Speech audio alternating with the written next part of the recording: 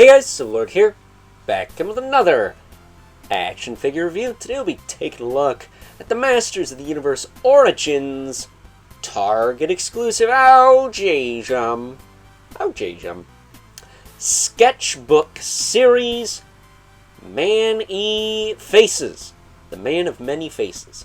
Brought to us by the fine folks over at Mattel, who will remain fine folks despite the fact that, I don't know about you guys, but my particular copy has a crap ton of mold degradation throughout the figure, and we're going to take a look at that. But before we do all that, why don't we cut right to the chase and get into the meat and taters of this review and take a look-see at all Mr. Many Faces has to offer in terms of accessories.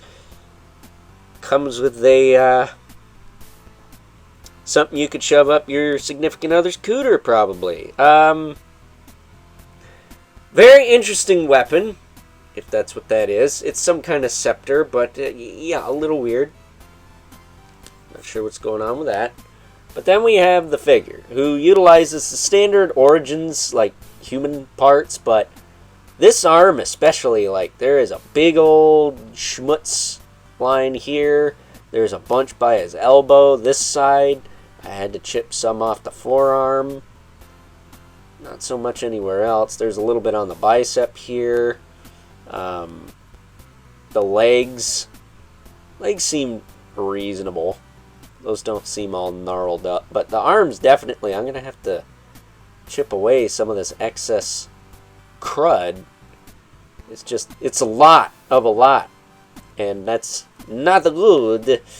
But as far as the rest of him goes, his torso might be new. It might just be the Many Faces torso. But he's got this new cape piece. It's kind of neat. Kind of reminds me of the CGI series Many Faces, to be honest with you. He had a cape like this.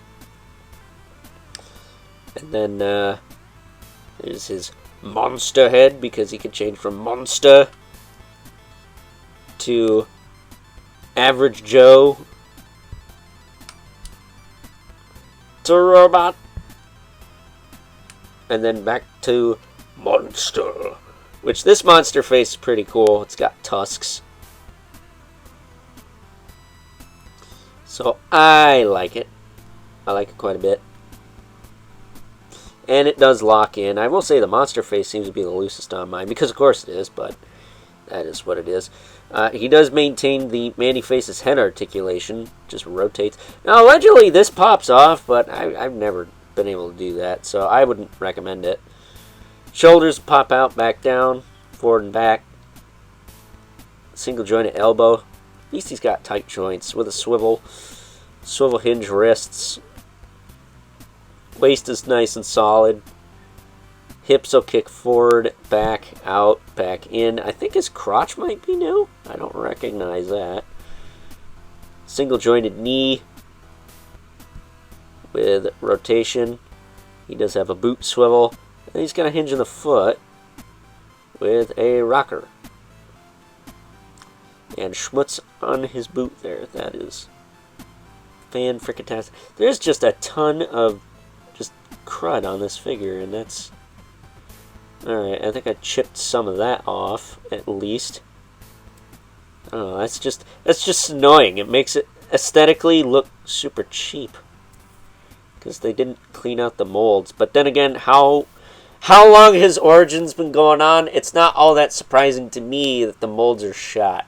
And not for nothing, I think these might be the Caldor boots, but don't quote me on that. It said we can give him his Scepter Club staff thing. This Many Faces does not use a gun.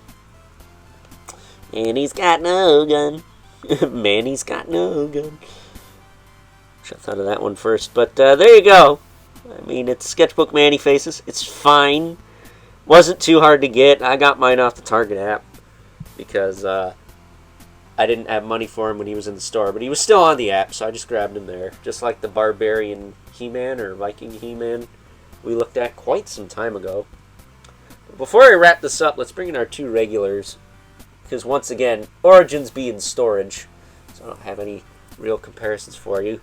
But we have the Mythic Legion's Brother Mandibolith and the infamous 11 Spawn, who, as usual, towers over everyone, because he is not, I repeat, not a 5.5-inch figure. So, with that being said, it's time now that we wrap things up with some final thoughts.